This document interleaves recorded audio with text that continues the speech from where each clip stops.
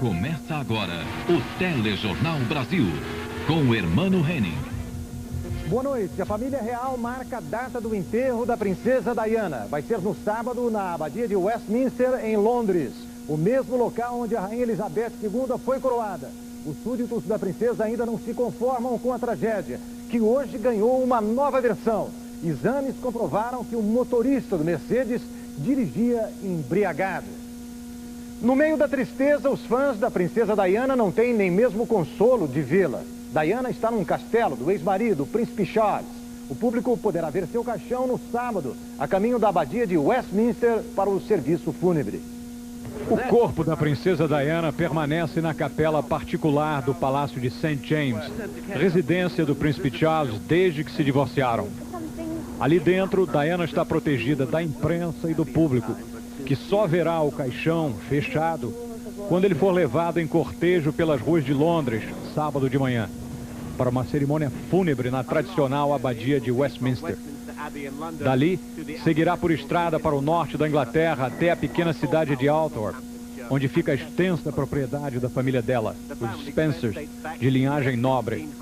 Diana será enterrada lá mesmo, na cripta onde estão 20 gerações de seus antepassados.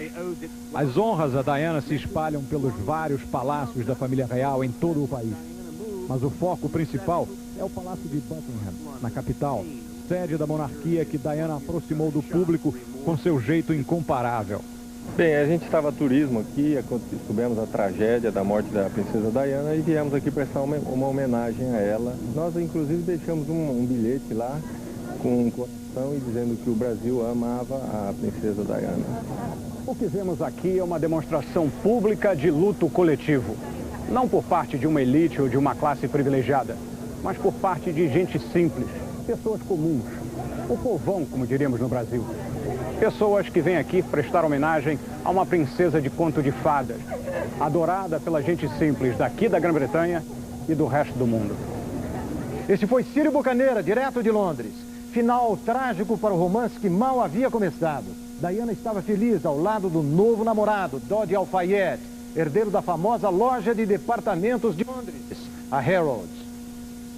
Mais de 2.000 pessoas assinaram um livro de condolências pela morte de Diana e de Dodi, colocado à disposição do público na Harrods, que pertence ao pai de Dodi. O namorado da princesa, morto instantaneamente no desastre de ontem em Paris, foi enterrado no cemitério muçulmano de Brookwood, na Inglaterra. O egípcio Dodi, de 41 anos, era produtor de cinema em Hollywood. O filme mais conhecido, produzido por ele, foi Carruagens de Fogo.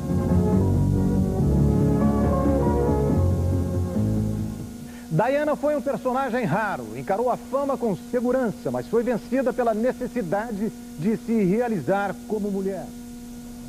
De professorinha de pré-escola, a princesa do mundo.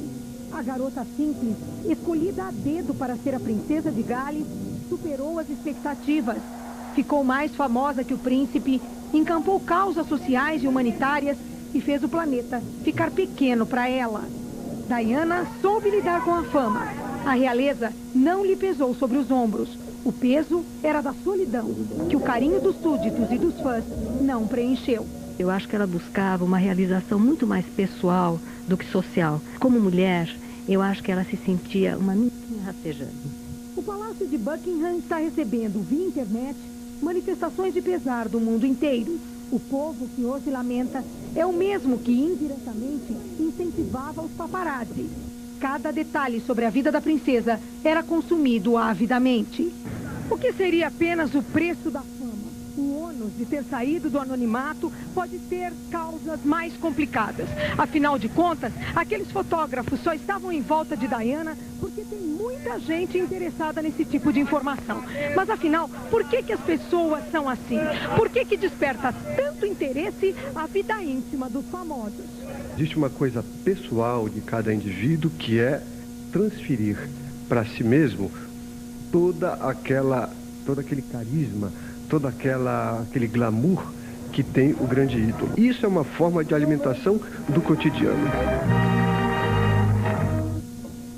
Os 7 fotógrafos envolvidos no acidente que matou a princesa Diana continuam detidos. Eles chamaram a atenção do mundo para o trabalho dos paparazzi, fotógrafos autônomos que arriscam tudo por uma foto indiscreta de uma celebridade. Em La Dolce Vita, paparazzo era o fotógrafo que roubava flagrantes de gente famosa. O apelido, criado por Fellini, virou sinônimo de ladrão de imagens. Socos, empurrões, separações. O relacionamento dos paparazzi com as celebridades sempre foi tumultuado. O ator Christoph Lambert é um dos que fogem da mira dos paparazzi. Amigo pessoal de Dodi Al-Fayed, Lambert está revoltado. Hoje, em São Paulo, acusou os paparazzi de terem provocado a tragédia. Because of the paparazzi, they died.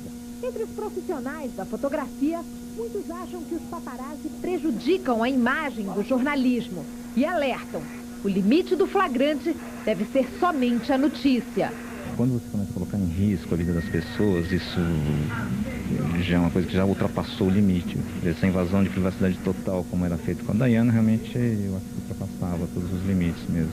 As fotos são feitas e vendidas por fortunas, porque há sempre quem queira vê-las.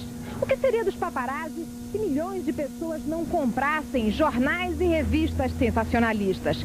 Os flagrantes de Diana, a mulher mais fotografada do mundo, interessavam tanto a chamada imprensa marrom quanto as publicações sérias. A Diana estava acostumada a ser seguida por paparazzi, não acho que eles possam ser culpados e tem que tomar um cuidado muito grande para não generalizar e não tornar todos os fotógrafos paparazzi ou caçadores de imagens. Uma curiosidade, a palavra paparazzo em italiano significa para-raios. Veja ainda nesta edição a primeira vitória do piloto Maurício Gugelmin na Fórmula Mundial. Terroristas explodem bomba em Atenas contra a candidatura da capital grega, sede das Olimpíadas. E logo depois dos comerciais, os detalhes do carro que a princesa usou para fugir dos paparazzi.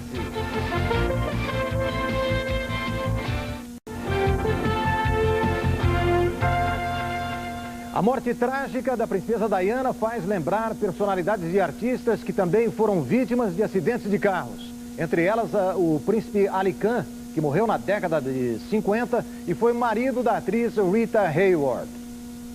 Uma tragédia semelhante quebrou o encanto de um conto de fadas há 15 anos em Mônaco. A princesa Grace Kelly, tão famosa em todo o mundo quanto Diana, morreu num acidente de carro. Grace, com 54 anos na época, voltava ao palácio num Rover quando perdeu o controle do automóvel depois de um suposto derrame cerebral. O carro caiu num penhasco. A filha Stephanie, que estava com ela, teve ferimentos leves. Outro mito, também morto num acidente automobilístico, foi o astro de cinema James Dean. Imortalizado como o rebelde sem causa, símbolo de uma geração, Dean morreu em 1955 aos 24 anos, depois de bater seu Porsche num outro carro. Uma imagem terrível, o impacto contra a pilastra a mais de 180 km por hora. Transformou o carro que levava a princesa Diana em pura sucata. Nem a Mercedes, um dos veículos mais seguros do mundo, suportou o choque.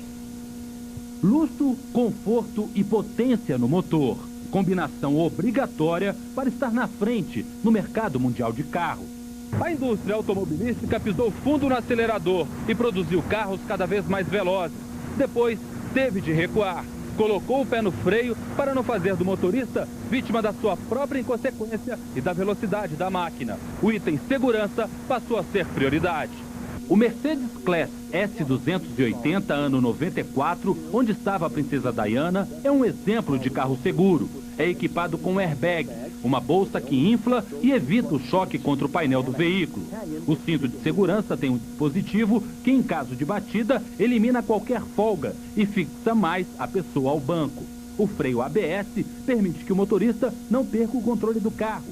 Mesmo com todos esses itens, a morte de Lady Di, do suposto namorado dela e do motorista, foi inevitável. Quem absorveu toda a energia do choque foi exclusivamente a carroceria do carro e, infelizmente, quem estava dentro. Sabe, se eles tivessem batido até num veículo parado, as chances de sobrevivência iriam aumentar, porque você amplia o tempo do choque. Tão forte quanto a batida a uma velocidade próxima aos 200 km por hora é a desaceleração súbita que o corpo sofre. Se ele estiver com cinto de segurança, O corpo freia e os órgãos internos continuam andando, porque não tem nada que segura. A determinadas velocidades não há cinto de segurança, não há airbag, não há anjo da guarda que possa te ajudar.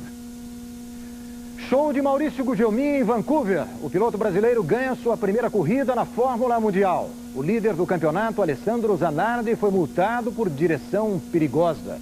Luiz Carlos Azenha.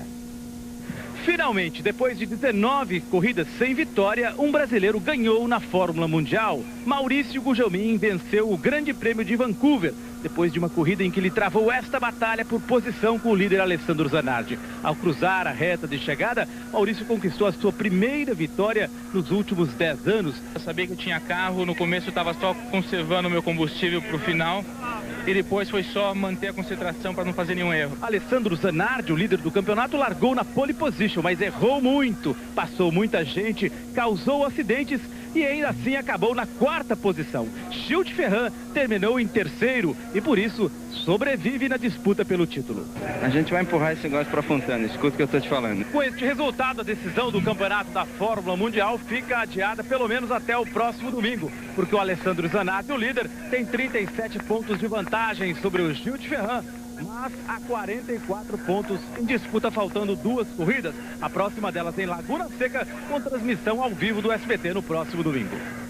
Brasileiros são destaque na primeira rodada do Campeonato Espanhol. Rivaldo e Giovani pelo Barcelona e Juninho pelo Atlético de Madrid.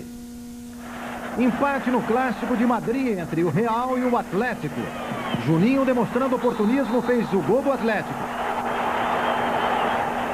O holandês Seedorf viu o goleiro adiantado e marcou um golaço. 80 mil torcedores viram o Barcelona vencer o Real Sociedad, com gols brasileiros. O primeiro deles de Rivaldo. Giovani recebeu de Anderson e marcou o segundo. E Rivaldo completou o placar. Barcelona 3, Real Sociedad 0.